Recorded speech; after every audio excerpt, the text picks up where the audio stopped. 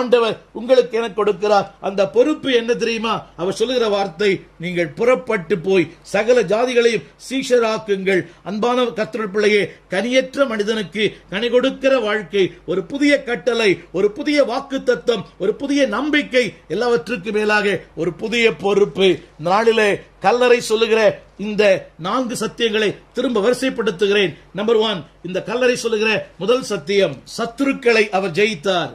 இரண்டாவது சத்தியம், வாக்கு தத்தம் செய்தவர், வாக்கு தத்தங்களிலே அவர் இன்றும் உண்மை உள்ளவராக இருக்கிறார். கல்லறை சொல்லுகிற மூன்றாவது சத்தியம், அவர் உங்களுக்கு முன்னே போகிறார் வழியை செவ்வைப்படுத்த. கல்லறை சொல்லுகிற 4வது சத்தியம், இந்த கல்லறை சொல்லுகிறது அவர் ஆண்டவர், அவர் கர்த்தர், அவர்தான் இரட்சகர், அவர்தான் இந்த உலகத்தினுடைய மெய்யான தெய்வன். அடுத்தபடியாக கல்லறை சொல்லுகிற 5வது சத்தியம், ஒரு புதிய பொறுப்பு.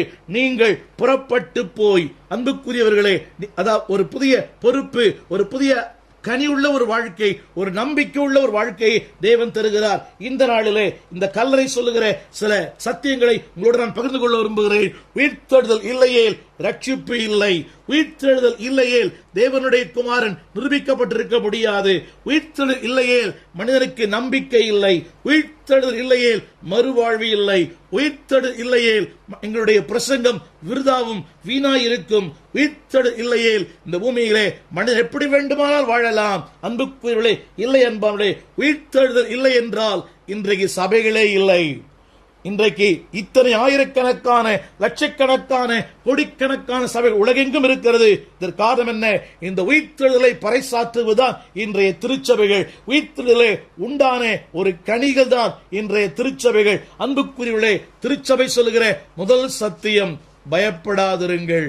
இன்றைக்கு வாழ்க்கையிலே பயந்து பயந்து வாழ்ந்து கொண்டிருக்கிற என் அன்பான சகோதரனே, என் அன்பான சகோதரியே, இதை இப்படி சொன்னால் உங்களுக்கு புரியும். தீர்க்க தரிசனம் உயிர்த்தெழுந்தது, நம்பிக்கை உயிர்த்தெழுந்தது, சந்தோஷம் உயிர்த்தெழுந்தது, சாட்சி உள்ள வாழ்க்கை உயிர்த்தெழுந்தது, பெண்களின் சமுதாய வாழ்க்கை உயிர்த்தெழுந்தது, உண்மை உயிர்த்தெழுந்தது, விசுவாசம் உயிர்த்தெழுந்தது, புதிய கட்டளை உயிர்த்தெழுந்தது, வாக்கு தத்தம் உயிர்த்தெழுந்தது, கனி உள்ள ஒரு வாழ்க்கை உயிர்த்தெழுந்தது. எங்கே? கல்லறையிலே. இதைத்தான் இயேசு சொன்னார், நான் தான், பயப்படாதிருங்கள். இன்றைக்கு அந்த ஒரு புதிய வாழ்க்கைக்கு அந்த கல்லறை சொல்லுகிற சத்தியம் என்னவென்றால், புதிய வாழ்க்கைக்கு அழைக்கிறார். உயிர்த்தெழுந்த இயேசு உன் பக்கத்தில், உயிர்த்தெழுந்த இயேசு உன்னோடு கூட. யாரவர்? ஆண்டவர். வானத்திலும் பூமியிலும் அதிகாரமுள்ள ஒருவர் சொல்லுகிறார், என் கிட்டே வாருங்கள். அன்புக்குரியவர்களே, அதே வேளையிலே கிட்ட வந்து உங்களை பார்த்து சொல்லுகிறார், புறப்பட்டு போங்கள். நாளிலே உயிர்த்தெழுந்த இயேசு உங்களுக்கும் எனக்கும்